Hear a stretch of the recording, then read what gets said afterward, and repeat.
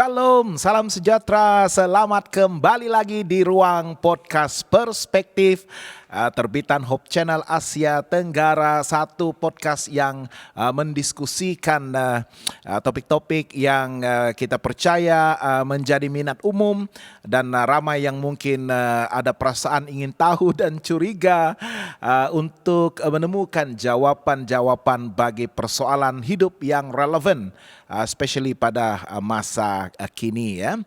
Dan bagi Anda yang sudah pun bersama-sama dengan kami, terima kasih di atas dukungan Anda terhadap pelayanan media Hope Channel Asia Tenggara. Teruskan untuk mengikuti kami dengan follow, tekan follow dan like di laman Facebook kami Hope Channel Asia Tenggara ataupun hopetv.mele, dan siaran ini juga boleh disaksikan melalui saluran YouTube kami Hope Channel Asia Tenggara. Anda yang bersama-sama dengan kami secara langsung boleh berhubung dengan kami melalui sembang live kita, live chat kita, dan moderator kami akan menjawab sebarang pandangan ataupun persoalan, dan mungkin ada maklumat tambahan yang ingin Anda kemukakan terkait dengan topik yang kita akan bicarakan pada kali ini.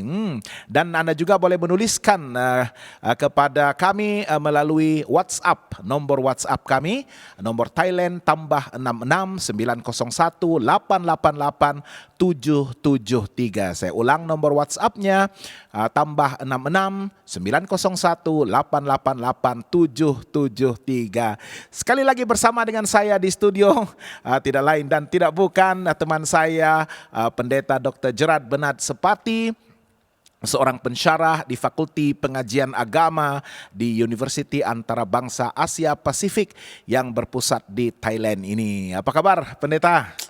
Kabar baik. Terima kasih sekali lagi bersama dengan kita. Kita bersyukur ya, sepanjang hari ini kita diberkati, sepanjang minggu ini kita diberkati dengan berkat yang berlimpah. Amin. Yang penting adalah kekuatan dan kesehatan masih sehat, badan. masih boleh bergerak. Yes. Mungkin selsema sedikit karena cuaca yang kebasahan, ya, hujan yang berterusan. Tetapi bersyukurlah kita masih lagi diberi kesempatan untuk melayani. Puji Tuhan. Diskusi melalui podcast kita. Pada hari ini kita akan berbicara, meneruskan bicara kita pada episode yang lepas, bagaimana dosa itu dibawa ke dunia ini. Iya. Dan apa yang menjadi pertikaian adalah kenapa buah larangan, buah larangan ataupun pohon pengetahuan tentang yang baik dan yang jahat, dan itu yang menjadi punca kepada segala masalah, kejahatan dan dosa yang kita lihat berleluasa di sekeliling kita pada zaman ini. Mari kita mulakan dengan doa.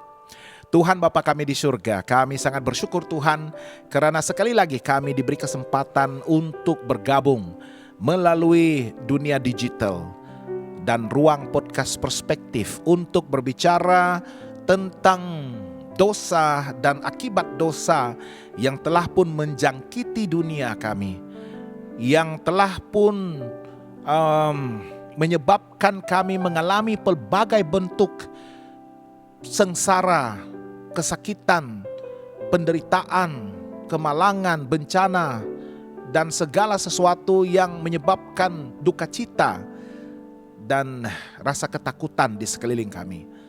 Tuhan, kami undang kehadiran Tuhan bersama dengan kami.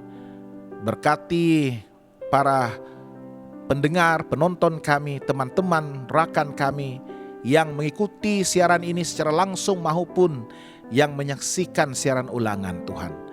Biarlah melalui perkongsian kami, mereka akan diyakinkan bahwa rencana Tuhan itu lebih indah dan terbaik. Apa yang perlu dilakukan adalah untuk meyakini firman Tuhan, menerima kebenaran Tuhan dan pengharapan yang dibawa oleh firman Tuhan, bahwa segala kejahatan dan dosa ini akan berakhir, dan panggilan yang segera untuk kami lakukan adalah untuk menyerahkan diri kami kepada Tuhan dan membenarkan Tuhan untuk menguasai hidup kami, membersihkan hati dan pikiran kami, dan menghidupkan kasih yang akan memperbaharui hubungan kami dengan Tuhan. Berkati juga saya dan Dr. Jerat yang akan memimpin dalam diskusi pada episode kali ini. Kami serahkan ruang perspektif ini ke dalam tangan Tuhan, dan doa ini kami mohon dalam nama Yesus Kristus Tuhan dan Juru Selamat semua kami. Amin. Amin. Dr. Jerat, kita akan masuk kepada pasal yang ketiga dalam buku Alkitab yang pertama, buku Kejadian. Kita telah pun melihat tentang penciptaan, kita telah pun melihat bagaimana Tuhan secara intentional mau berhubungan dengan hubungan yang istimewa dengan ciptaannya, khususnya manusia yang diciptakan dalam gambar dan rupanya. Kita sudah pun melihat bagaimana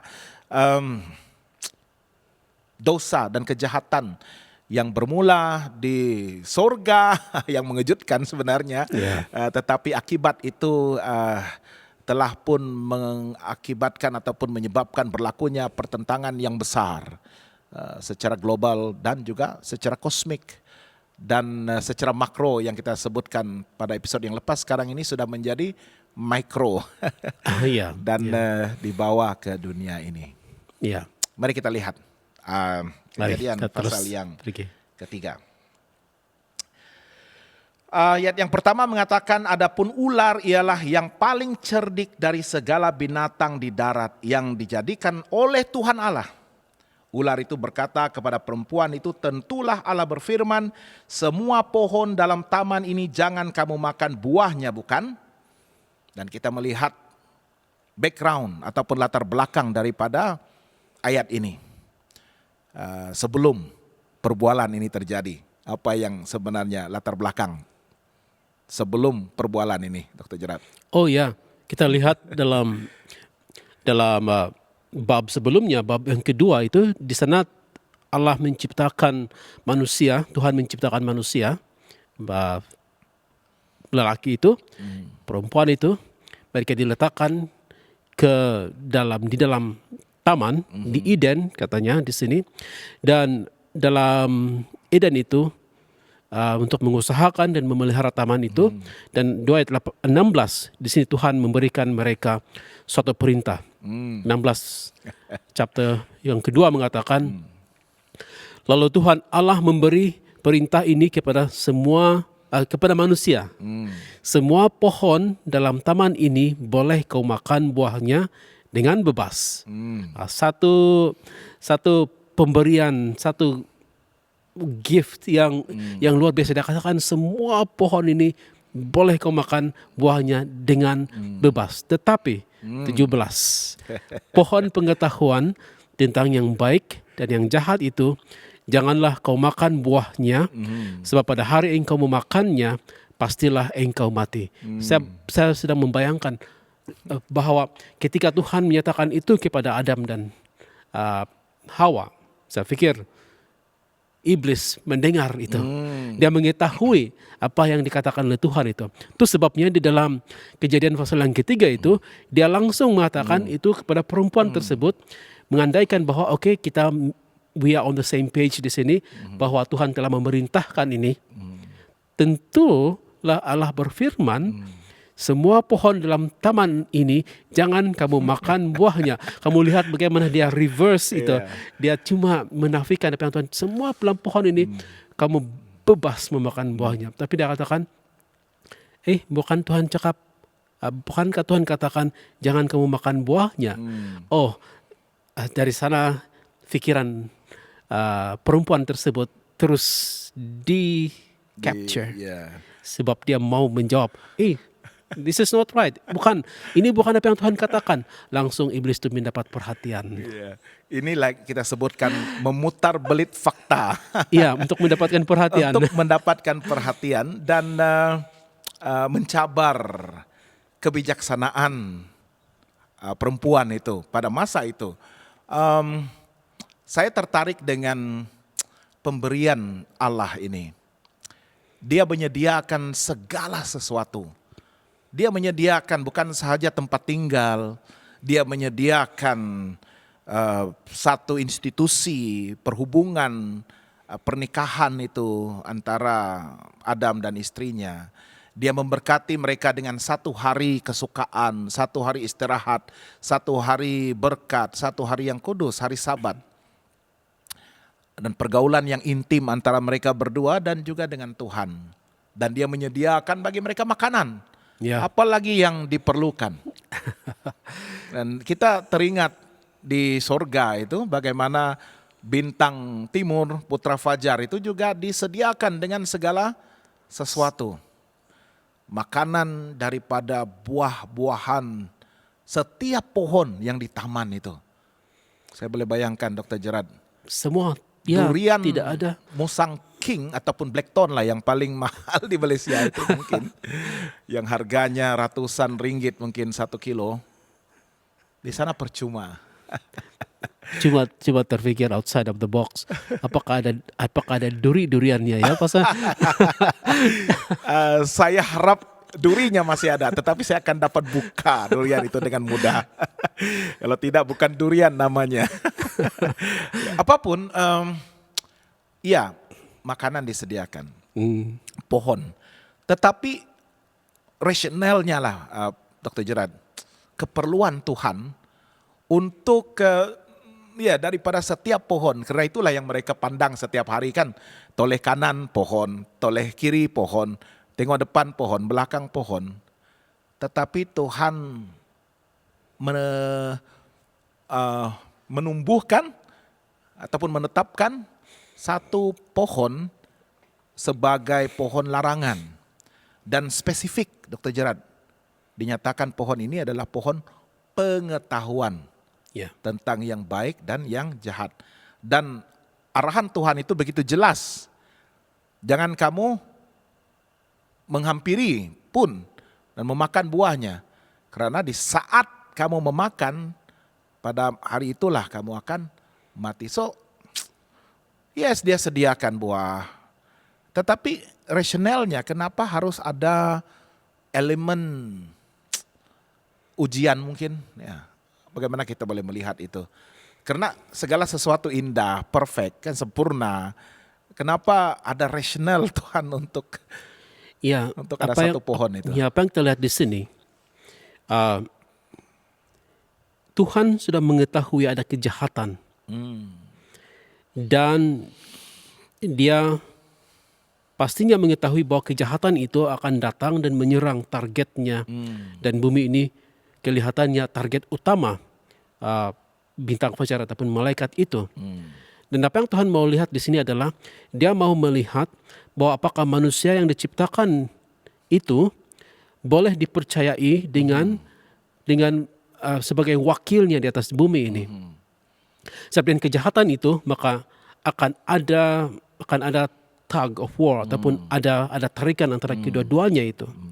Jadi apabila Tuhan mahu mempercayakan dunia ini, bumi ini kepada manusia itu untuk diciptakan, sudah semestinya Tuhan mahu ataupun Tuhan inginkan manusia itu melaksanakan tugasnya dengan pilihan, dengan volunteernya, dengan willingness-nya dia sendiri, dengan keinginannya sendiri, tanpa ada paksaan ataupun tanpa ada apa-apa motivasi lain, hanya sebagai kerana dia ingin mengasihi yang telah menciptakannya. Tetapi kemungkinan itu tidak mungkin. Itu adalah mustahil sekiranya ada kuasa lain yang akan menarik dia, sebab dia mempunyai pilihan untuk lari daripada Tuhan itu sendiri, daripada penciptanya sendiri. Jadi untuk melihat dan untuk menguji manusia bahwa manusia itu benar-benar pada pihak Tuhan dan sebagainya, Tuhan meletakkan satu ujian yang sangat mudah. Sebab kalau dia katakan, oke, satu pohon, beribu-ribu pohon, mana satu kamu pilih? Tidak. Siapa yang mau memilih satu pohon itu dibandingkan dengan beribu-ribu pohon? Saya cuma sebut nombor di sini. Yang kedua, dia katakan jangan makan. Itu sahaja, just once. Satu sahaja arahannya, jangan makan. Tetapi bukan itu saja diberikan. Dia juga memberikan satu dinding yang mengatakan bahwa jangan makan sebab pada hari engkau makannya, engkau akan mati. Dia memberikan dinding, dia katakan ada konsekuensinya di sana. Jadi sangat mudah untuk memahami ujian tersebut dan untuk lulus ujian tersebut. Seakan-akan bagi seorang guru ya, oke, ini soalannya, ini jawabannya, belajar. Kalau student tidak mau belajar, itu adalah konsekuensi mereka sendiri. Tuhan katakan ini ujiannya, ini adalah jawabannya. Dan katakan jangan makan, pada hari engkau memakannya, pastinya engkau mati. Di kawasan yang sama, Tuhan juga meletakkan pohon kehidupan. Ada 2 pohon itu di sana, 2 kehidupan. Jadi di sini Tuhan memberikan hidup dan Mati. dan kutukan itu. Tetapi manusia memilih kutukan disebabkan ada di sebaliknya lah ular tersebut telah melakukan satu pekerjaan yang very good work sehingga dia berjaya untuk menarik manusia tersebut. Tetapi bagi siapa Tuhan memberikan pohon tersebut sebab ada sesuatu yang menarik ataupun yang compete dengan Tuhan. Barangkali kalau tidak ada competition itu, tidak perlu ada itu. Yes. Tapi ini ada competition dan Tuhan mahu menguji bahwa manusia ini adalah dalam pihak Tuhan untuk dipercayakan dunia, bumi itu. Saya tertarik tadi ya, satu sahaja daripada probably ribuan. Ya. Kalaulah senarai itu agak panjang ya, mungkin kita juga keliru. Oke, Adam, mangga jangan kau makan, ya. Durian boleh. Anggur kau boleh makan, rambutan tak boleh. Ya. Nanas kau boleh makan, nangka, cempedak tak boleh. Ya. Jadi itu saya percaya itu mungkin sangat mengelirukan. Tetapi secara inilah rahmat Tuhan dan hikmatnya, kasihnya yang hanya menetapkan kepada pengurus ataupun khalifah wakilnya itu sebagai penatalayan untuk mengakui hanya satu saja yang kudus yang menjadi milik Tuhan. Ya. Satu itu, pohon pengetahuan tentang yang jahat dan yang baik itu. One out of the thousands. Tetapi itulah kecenderungan manusia, nanti kita akan teruskan. Yang juga menarik perhatian saya adalah Tuhan dia spell out dengan begitu terperinci bahwa pohon itu adalah pohon pengetahuan of good and evil. Dan pada masa itu sebenarnya karena mereka diciptakan dengan begitu sempurna, so perkataan evil ini begitu asing. Dan consequences kematian itu yang mereka belum lihat. Karena mereka diciptakan. Tapi saya percayalah bahwa mereka sudah memahami formula kehidupan itu. Saya percaya percaya. Karena apabila Tuhan mengatakan kamu akan mati, that means akibat itu mereka faham. Ya, walaupun belum menyaksikan kematian, tapi oleh karena mereka diciptakan dan Adam melihat sendiri bagaimana Hawa diciptakan, diberikan kehidupan sebagai makhluk yang hidup daripada dirinya sendiri. So, pengetahuan akan kematian itu sudah ada, konsep kematian itu difahami. Iya betul. Secara teoretikalnya ya mereka mengetahui itu. Secara eksperiensialnya barangkali mereka belum lagi pernah melihat apa itu kematian. Tetapi bagi mereka tidak perlu untuk mengetahui apa itu kematian. Sebab saya pikir mereka juga mengerti bahwa apabila Tuhan bukan sebahagian lagi di dalam konsep kehidupan itu, kalau tidak ada energi kehidupan di dalam diri manusia, maka manusia itu sama seperti elemen mineral yang lain, tidak ada kehidupannya. Jadi saya pikir di sana mereka juga mengetahui, ya seperti yang kamu katakan, konsep secara teoretikal itu berada di sana juga. So, Hawa faham dengan begitu teliti arahan Tuhan. Itu sebabnya jawaban yang Hawa kemukakan itu jawaban yang betul. Ya. Dia bukan bodoh-bodoh datang. kita tidak dapat sebenarnya memahami kenapa pada waktu itu dia harus meninggalkan suaminya dan merayau-rayau seorang diri. Kalau kita baca secara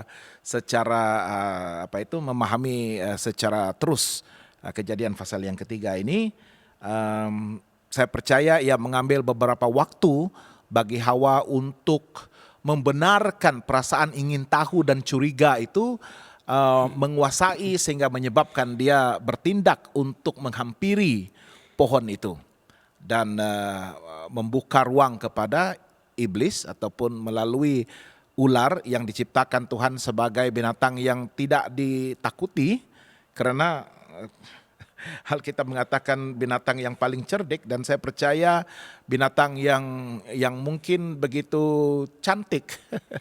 Iya, dan mungkin boleh berinteraksi. So, Yes. kalau dia adalah paling cerdik, contohnya kalau pada hari ini pun kita merasa tertarik untuk berkomunikasi dengan chimpanzee contohnya, Ya, sebab yang ada antara cerdik. Dolphin kalau itu adalah ikan mamalia di laut. Di laut, yes. Ataupun kalau burung itu kan kita suka berinteraksi Burung dengan burung kakak tiong tua. atau kakak tua. Boleh berbahasa, Iya. walaupun tidak boleh berkomunikasi, tapi boleh berbahasa manusia. Dan saya pikir ular ini juga ada ciri-ciri sedemikian, secara cerdiknya boleh berinteraksi in some way, some forms of communication, dan dilihat di sana. Iblis itu sangat-sangat bijak. Dia menggunakan binatang tersebut. Binatang yang diciptakan Tuhan juga begitu cerdik dan perkataan cunning, ya. Ya, Ya, tetapi waktu yang membenarkan Hawa itu, perempuan ini, untuk membuat keputusan itu, saya percaya ini juga menjadi satu pelajaran bagi kita, ya. Sekiranya ada kecurigaan, perasaan ingin tahu, ataupun ada keinginan yang menyebabkan kita memutuskan untuk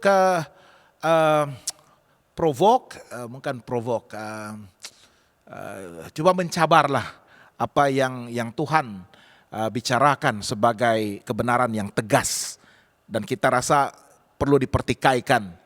Ya, so saya rasa kita harus jangan melayani ya, perasaan tanggapan sebegini karena sangat bahaya, dan itu yang menyebabkan Hawa datang menghampiri dan membolehkan ular itu berkomunikasi dengan dia. Saya katakan tadi Hawa itu bukan bodoh-bodoh, ya.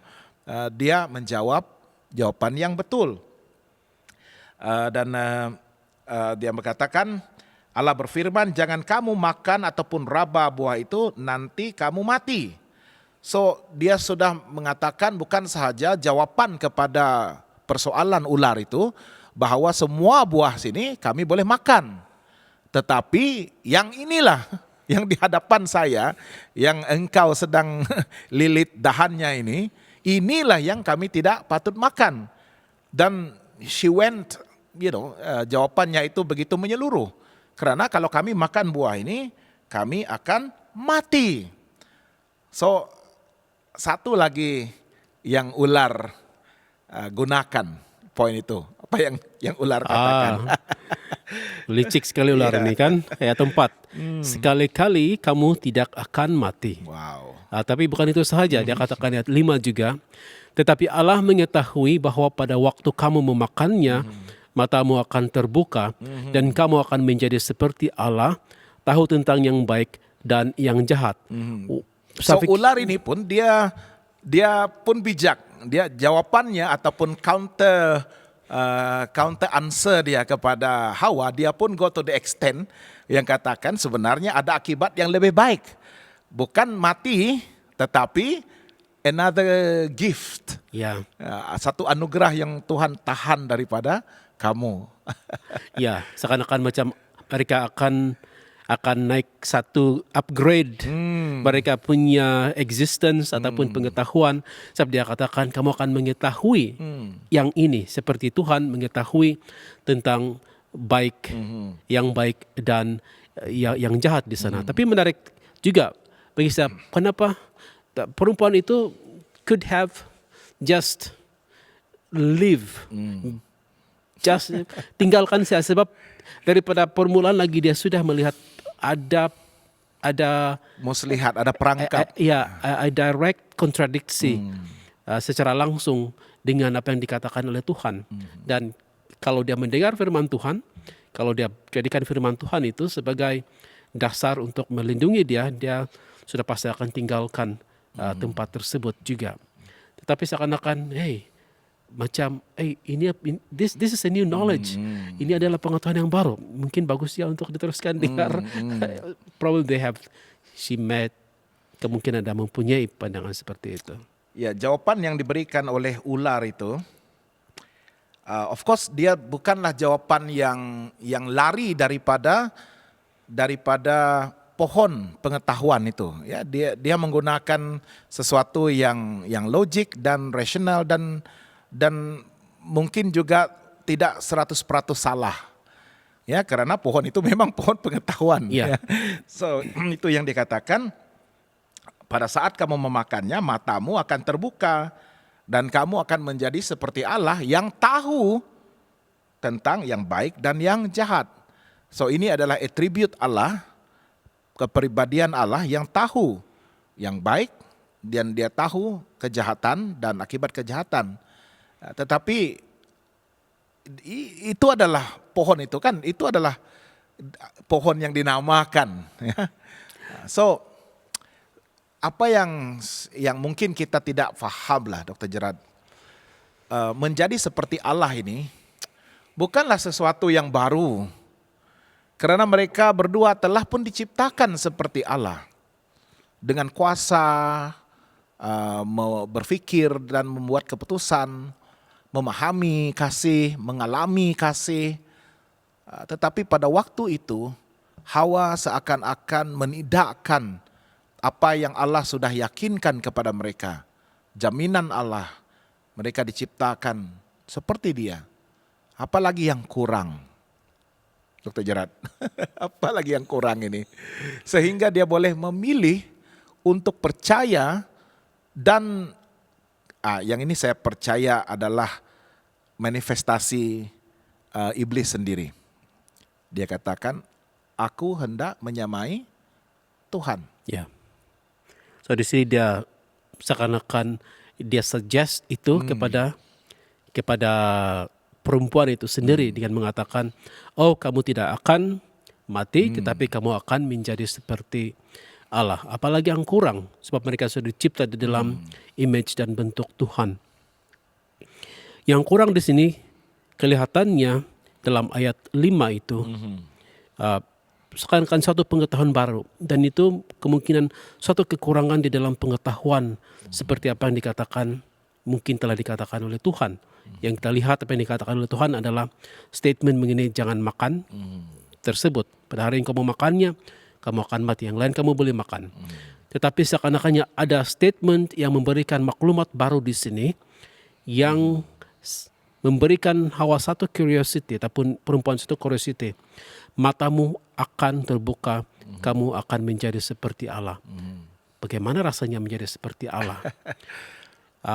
Kita tidak tahu sebenarnya apa yang bermain-main dalam pikiran Hawa ataupun perempuan itu. Tetapi kita melihat bagaimana pohon itu sendiri kelihatannya tiba-tiba kelihatannya menjadi sesuatu yang sangat menarik bagi dia. Seterusnya ayat 6 itu kita melihat bagaimana deskripsi mengenai buah tersebut yang dilihat oleh perempuan itu. Dia katakan buah itu baik untuk dimakan, sedap kelihatannya, menarik hati karena memberi pengertian. Dia mengambil dan memakannya. Beberapa istilah di sini, dia melihat buah itu baik untuk dimakan, sedap kelihatannya dan menarik hati, memberi pengertian. Kalau kita lihat secara prinsipnya di sini, dia bukan saja menarik, dia cantik, dia ada estetiknya, tetapi dia juga fungsional. Kelihatannya ada fungsionalnya di sana. Ada kesan intelek. Ya, ada kesan apabila intelek. memakan buah itu, of course at the end dia akan memberikan pengertian. Ya. So ada kecemburuan intelek terhadap Tuhan yang Tuhan tahan daripada mereka, dan itu akan menjadi satu kelebihan, satu advantage kalau dia percaya kepada ular ini dan tawaran daripada memakan buah itu, maka dia akan memiliki kelebihan intelek Ya, seperti and- Tuhan sendiri. dan it's very easy. Ambil buah, Ya, dan of course makan. Musa yang menuliskan kejadian ini ya, dia menggambarkan bagaimana tarikan sejurus lepas perbualan itu, dia memandang kepada pohon itu, dia melihat bahwa pohon itu, buah itu begitu menarik. Mungkin pohon itu bercahaya dan buah itu kelihatan bercahaya dengan warnanya, dan secara terperinci Musa katakan sedap kelihatannya. Belum pun makan sudah keluar air liurnya. Karena itu adalah makanan mereka dahulu ya. Tidak ada daging. Ya, daging itu datang kemudian. Tetapi setiap buah yang ada mungkin sudah tasteless lah bagi mereka ya, dan Hawa melihat buah ini air liurnya keluar.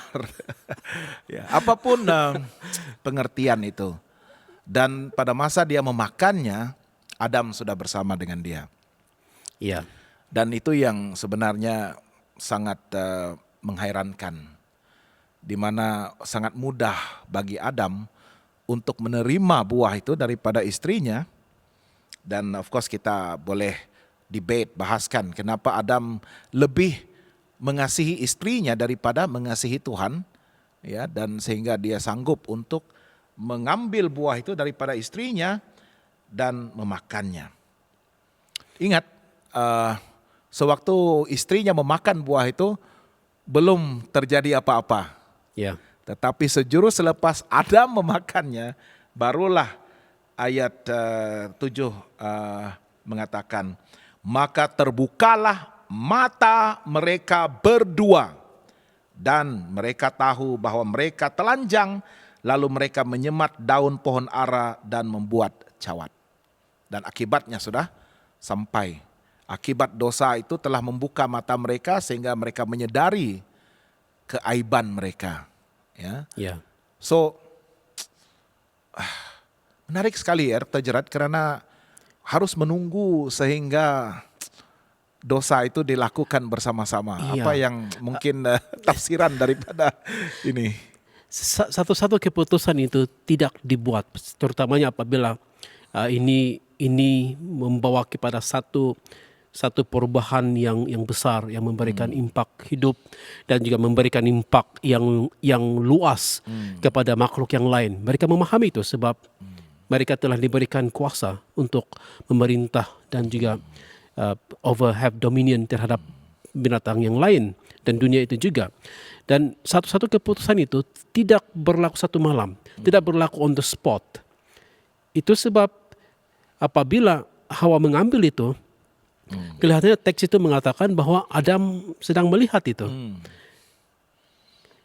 Seakan-akan mereka telah berbincang sebelum ini, ataupun telah berbual-bual kenapa seperti ini, kenapa seperti itu. Tetapi ketika dia memberikan kepada Adam seakan-akan dalam ayat ini, teks ini mengatakan bahwa dia memberikan Adam. Maksudnya dia dekatkan pohon tersebut, dia memakan, dia mengambil buah dan memberikan Adam yang mungkin berada di sisinya. Sebab teks ini seakan-akan memberikan kita gambaran sedemikian dengan jelas. Ini bukan keputusan yang dibuat pada last minute seperti ini. Dia adalah satu keputusan yang sudah direnungi Secara waras dan sedar, pikiran ya. dan sebagainya. Sehingga apabila Adam itu mengambil, kedua-duanya itu mengambil, maka ini adalah satu kolektif Decision. tindakan kolektif di sini. Collective decision. Adam telah seal-nya itu dengan mengambil buah tersebut dan seal the sin dosa itu dalam dunia. Tapi apa yang pasti adalah mereka tidak mati ya, pada waktu itu. Mereka tidak mati. Of course kita boleh kita faham bahwa kematian itu sudah datang.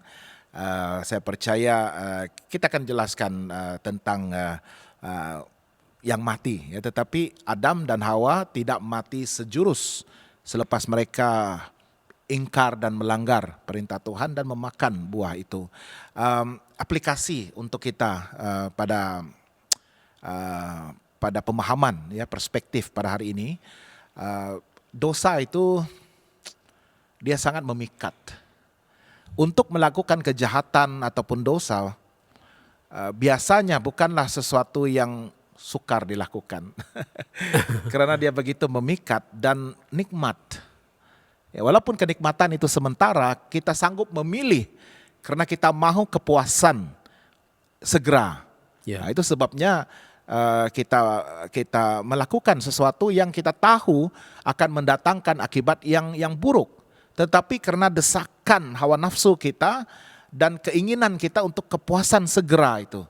So, seperti ini juga kita melihat dengan jelas digambarkan, ya, menarik hati, sedap dimakan, dan itu sudah mengaburi kewarasan kita untuk bertindak ataupun secara rasionalnya membuat keputusan untuk bertahan dan memilih Tuhan. Ya, dan saya pikir dosa perspektif ataupun definisi dosa pula juga dikatakan seperti baik, jahat kesannya. So kita lihat pengetahuan yang baik dan jahat itu mungkin sesuatu yang baik tetapi mempunyai kesan yang buruk di sana. Dosa juga seperti itu, sangat-sangat menarik, baik, tetapi dia mempunyai kesan yang impact yang jahat, buruk terhadap kehidupan manusia. Dan apa yang menjadi akibat yang immediate, yang secara langsung menyusul selepas mereka berbuat dosa itu, kita boleh baca seterusnya bagaimana perasaan yang awal adalah perasaan malu, keaiban mereka terbuka. Selama ini mereka memang telanjang, tetapi apabila mata mereka betul-betul terbukalah mata mereka itu kan, Dr. Gerard, Tiba-tiba mereka rasa malu. melihat ketelanjangan dan rasa malu, sedangkan mereka memang telanjang. Yes. Dan apabila Tuhan mengunjungi dan coba untuk menyelesaikan masalah mereka itu, mereka sudah ada rasa bersalah dan rasa malu. Ya, kami sadar kami ini telanjang dan rasa takut. So perasaan malu, rasa bersalah, dan takut. Ini juga adalah akibat daripada perbuatan dosa kita. Kalau sedang menikmati dosa itu memang nikmat. Tetapi apabila kita sadar bahwa kita sudah melakukan kesalahan, perlanggaran dan dosa, ada rasa malu, ada rasa yang bersalah dan takut akan hukuman yang menimpa ataupun akibat yang menimpa kita. So ini adalah 3 perasaan yang datang menyusul sejurus selepas mereka berbuat dosa itu. Ya, saya setuju. Hingga pada hari ini pun ketiga-tiga perasaan ini, emosi ini masih lagi menguasai manusia. Takut. Saya pikir itu salah satu daripada emosi yang ataupun perasaan yang datang kepada even Kristen pun takut itu di sana. Sebab apakah perbuatan saya ini diperkenankan ataupun tidak. Dan di sini saya pikir juga sesuatu yang perlu diluruskan. Ya, sebab kata Yohanes, there is no fear. Dalam perfect love itu tidak ada ketakutan. Kasih yang sempurna meleraikan ketakutan, dia katakan. Jadi di sini kita melihat bagaimana kasih itu tidak lagi sempurna barangkali pada saat ini. Dan of course untuk menutup aib mereka, malu mereka berusaha sendiri. Mereka membuat cawat menggunakan daun daripada pohon ara yang Tuhan lihat sebagai tidak cukup sempurna untuk menutupi ketelanjangan mereka. Dan Tuhan menyelesaikan masalah dosa dalam kasih yang begitu luar biasa. Of course, keadilan adalah untuk orang yang berdosa itu mati. Ya, dan ini of course perbincangan yang sedikit theological, tetapi yes, pada waktu itu binatang harus dikorbankan. Dan kulit daripada binatang tersebut digunakan Tuhan dalam rahmat dan kasih-Nya untuk sebagai harapan kepada pemulihan dan juga pengudusan mereka daripada dosa tersebut. Tuhan mengenakan pakaian daripada kulit binatang itu. Dan of course dalam teologi kekristenan kita melalui pasal yang ketiga inilah kita tahu bahwa binatang tersebut digunakan secara berterusan dari satu generasi ke satu generasi sebagai lambang kepada korban penghapus dosa yang harus disembelih, yang merujuk ataupun melambang kepada Yesus sendiri sebagai domba Allah. Dan ini adalah Injil awal yang datang selepas dosa itu. Tuhan ada rencana yang sangat unik, yang indah dan luar biasa. Ya, Tuhan sendiri telah deklarasi satu Injil dalam ayat yang ke-15 itu sendiri akan kedatangan satu keturunan. Aku akan mengadakan permusuhan antara engkau dan perempuan ini, antara keturunanmu dan keturunannya. Keturunannya akan meremukkan kepalamu dan engkau akan meremukkan tumitnya. Ini adalah deklarasi langsung kepada iblis tersebut akan hukuman yang akan menimpanya suatu hari nanti, tetapi kedatangan seorang juga yang dinyatakan di sana, dan demonstrasinya sudah Pastor katakan mengenai kematian, darah yang tercurah dan sebagainya. So tidak ada kematian yang langsung tetapi kita faham bahwa mereka sudah kehilangan immortality itu. Dan of course akibat yang paling dekat sejurus selepas itu, tidak berapa lama selepas mereka melahirkan anak mereka harus menyaksikan kematian itu terjadi di dalam keluarga mereka sendiri, di mana anak sulung mereka Cain membunuh adiknya Habel. So apapun mereka dikutuk dan kutukan inilah yang akhirnya menyebabkan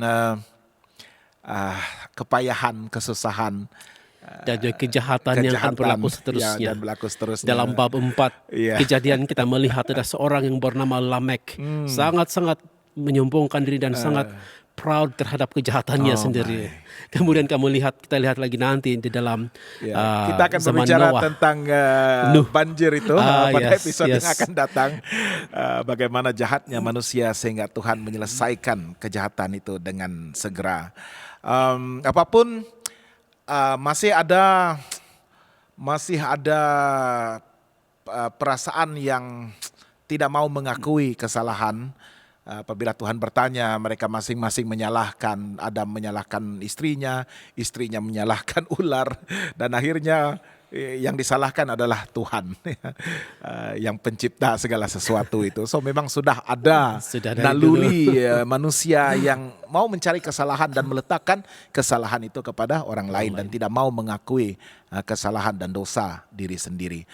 So kita harap apa yang kita bincangkan pada kali ini cukup sebagai satu ilmiah untuk memberikan pengetahuan dan pemahaman yang lebih mendalam konsep dosa, asal-usul dosa yang bermula di surga, tetapi secara mikronya terjadi di dunia ini akibat daripada perlanggaran nenek moyang kita, ya, ibu bapa pertama kita Adam dan Hawa itu. Dan sekarang itulah yang menyebabkan dosa itu sudah pun menjadi sebahagian daripada diri kita dan juga dunia yang kita diami pada masa ini. Anda masih lagi boleh bertanyakan soalan ataupun pendapat Anda, teruskan untuk menyampaikan melalui WhatsApp. Nomor WhatsApp kita tambah 66901888773, ataupun tinggalkan komen Anda di Facebook page kita di hopetv.malay ataupun Hope Channel Asia Tenggara, dan juga di saluran YouTube Hope Channel Asia Tenggara. Sebelum kita berpisah, Dr. Gerard boleh layangkan doa. Mari kita berdoa. Bapa di syurga, terima kasih ya Tuhan, sebab segala perkara yang kami nikmati di dunia ini adalah pemberian daripada Tuhan. Terima kasih karena firman Tuhan yang telah kami perbincangkan tadi, bagaimana dosa datang dan kejahatan dan kekurangan dan semua perkara-perkara yang buruk di dunia ini datang. Semuanya telah berlaku dan Tuhan telah memberikan janji Tuhan juga bahwa ini semuanya akan berakhir. Terima kasih ya Tuhan, sebab dengan pengetahuan ini kami mengetahui bahwa kejahatan itu datang daripada iblis, dan karena pilihan manusia kami harus menanggung kekurangan kejahatan pada hari ini. Tetapi pada masa yang sama Tuhan juga telah memberikan solusinya dengan memberikan Yesus untuk mati bagi kami, untuk bangkit daripada kematiannya dan menyelamatkan kami. Terima kasih sebab Engkau sudah mendengar doa kami. Terima kasih sebab Engkau juga sudah memberkati kami dan juga memberkati para pendengar kami melalui siaran ini. Kami serahkan ini dalam nama Yesus. Amin. Amin. Baiklah, terima kasih sekali lagi bagi Anda yang sudah pun bersama dengan kami dalam ruang podcast perspektif kita. Untuk episode kali ini jangan lupa bersama kami lagi pada episode yang akan datang. Sementara itu semoga Tuhan terus memberkati. Salam ceria, salam damai.